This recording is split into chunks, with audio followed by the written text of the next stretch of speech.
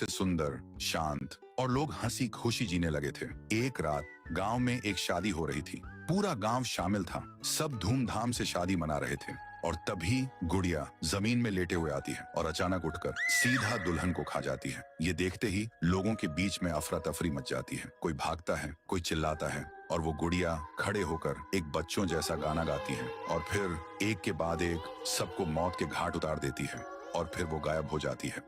गांव फिर से कांप उठता है। सुबह सब लोग इकट्ठा होते हैं और कहते हैं वो भूखी लड़की वापस आ गई है। इस बार एक गुड़िया बन के लोग घुटनों के बल गिर जाते हैं और रो रो कर कहते हैं, हे भगवान हमें बचाओ। तभी गांव का मुखिया आता है और गुस्से में कहता है, चाहे वो कोई भी हो, है तो एक गुड़िया ही ना। आज रात मैं उसे खुद गांव से निकालूंगा। फिर रात के ठीक 2:30 बजे मुखिया अपने 2 चेलों के साथ गांव के बीच खड़ा होता है और फिर वही धुआं छा जाता है और वही आवाज,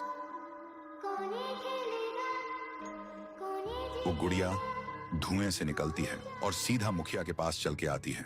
मुखिया कहता है, निकल जा मेरे गांव से, नहीं तो तुझे यहीं बिखरा दूंगा। गुड़िया हंसती है और कहती है, तेरे से पहले भी किसी ने ये सोचा था। और उसी पल वो गुड़िया बड़ी होने लगती है और अपनी पैर से तीनों को कुचल के मार डालती है।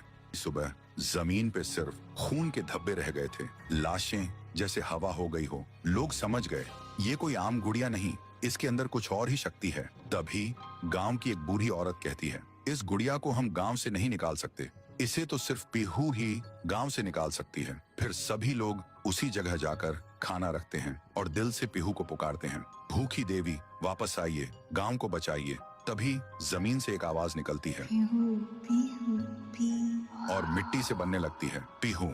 लोग चिल्लाकर कहते हैं, देवी हमें बचा लो।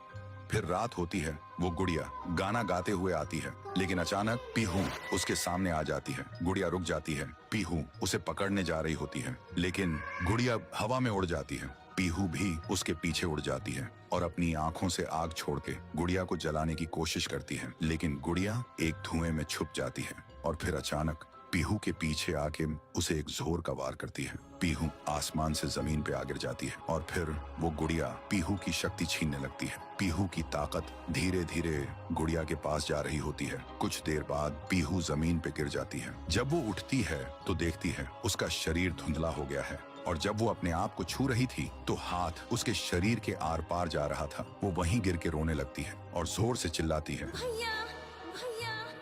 और उसकी आवाज सीधा उसके भाई के कानों तक पहुंचती है। तो दोस्तों, अगर आप देखना चाहते हो पीहू वर्सेस गुड़िया वर्सेस तुंग तुंग तुंग सहर, तो इस वीडियो को 1.5 लाख लाइक्स तक पहुंचाओ।